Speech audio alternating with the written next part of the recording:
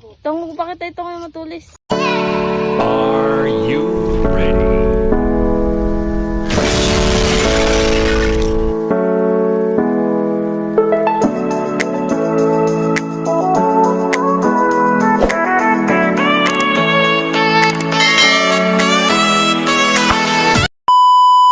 For today's video mga ka-brother, may pupuntahan pala tayo ngayon. So ayun nga mga ka-brother, nagbibihis na tayo kasi sobrang init dun mga ka-brother. Ayun mga ka-brother, may paayos-ayos pa tayo ng buhok. Magpabaklas tayo ng bahay ngayon mga ka-brother. Yung dating tinitirhan nila, Kuya tsaka si Ate Gail.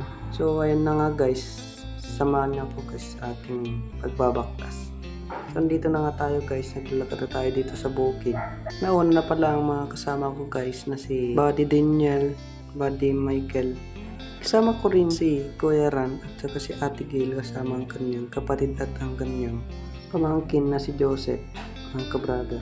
Tignan nyo nga naman ang itsura natin mga kabrada, parang Muslim. So ngayon guys, malapit na kami. May kunting-kunting lakad pa, mga 30 minutes pa mga ka-brother. So ayan nga mga kasamahan ko mga ka-brother, nauna sila. At may pangiti-ngiti pa tayo mga ka-brother. Sobrang ganda dito mga ka-brother, ang lawak-lawak ng mga bukid dito. Di katulad sa amin ng galiit. At yan mga kasamahan ko mga brother, at may pagkaway-kaway pang nalalaman ng isang kasama. At meron pang hindi nataniman dito ng pare mga ka-brother. Sinasabi ko mga ka-brother na taniman ng buhok na to kasi marunong din akong magtanim ng pare mga ka-brother. So finally mga ka-brother, dito na kami. Ito pala ang dating tirahan at Kuya Miguel at si Ate mga ka-brother. Yan nga yung kasama kong isa mga ka-brother, si Buddy Michael. Grabe pala ang baha noon dito mga ka-brother, bagyong Igay. Abot hanggang bewang mga tubig dito mga ka-brother kasi napanood ko yung dating video nila mga ka-brother. So ayun nga mga ka-brother, simulan na namin ang aming pagbabaklas. Nilalabas na nga namin ng mga gamit nila na natitira dito mga ka-brother. So ayun nga mga ka-brother, lapit na namin matapos ang aming paglilinis dito sa room. So ayun, nilagyan pa nila ng pitsel yung harap ng kamera natin. So ayun nga mga ka-brother, nalabas na namin lahat kami. So ang isusunod namin mga ka-brother, ang mga yero at ang mga kalat mga ka-brother.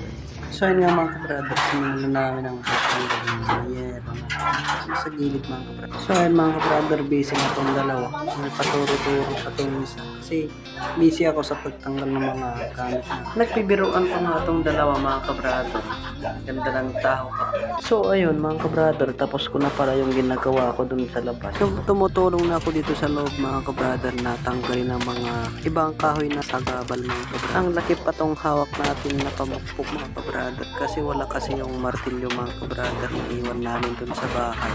At ang bigat pa mga ka-brother kasi maso yan mga ka-brother, pandurog ng mga simento mga ka-brother. So tinatanggal na ang dalawa ang mga nakakabit na kahoy sa gilid mga ka-brother. So mga ka-brother, konti na lang hindi na namin natatanggal. So ayan nga mga ka-brother, natanggal na namin lahat ang mga yero sa gilid at ang lahat ng kahoy na nakakabit sa gilid mga ka-brother. So ayun, nagpapahinga na kami mga ka-brother kasi katatapos lang namin kumain mga ka-brother. So ayun, sinimulan na naman namin. Kasi yung isusunod natin mga ka-brother ay ang yero sa taas. Para matapos na rin natin mga ka-brother kasi madami pa. So ayun, natapos pala namin ang taas mga ka-brother. Yung isusunod natin mga ka-brother ay ang sahig. Ang tawag sa amin yan mga ka-brother ay tatar. So ayun, inaayos na nga nila ang mga gamit mga ka-brother. Mahirap kasi magbuhat pag hindi nilalagay sa sako mga ka-brother. So yan pa nga yung mga ibang gamit mga ka-brother, ang dami pa. So ayun nga mga ka-brother, malapit na rin matapos. Yan nga si Buddy Michael mga ka-brother, siya lahat ng tanggal sa baba mga ka-brother. So ayun, natanggal na namin lahat ng mga gamit mga ka-brother at mga kahoy. Yan si Boy Michael. So yan nga si Kuya Ran mga ka-brother, busy sa pagpulot ng mga kalat. So finally mga ka-brother, yan lang ang mga natitirang mga kalat mga ka-brother. So ayun nga, malapit na rin tayo makapagpahinga mga ka-brother. Tapos na rin. So ayun, busy pa rin siya. Yung mga dalawang yun mga brother. So ayun mga brother, finally natapos na rin namin. Ang lamig pala ng simoy ng hangin dito sa gitna ng bukidan mga ka-brother. At nagchichikahan nga sila mga ka-brother kung anong pulutan nila mamaya. So ayun mga ka-brother, salamat sa panonood.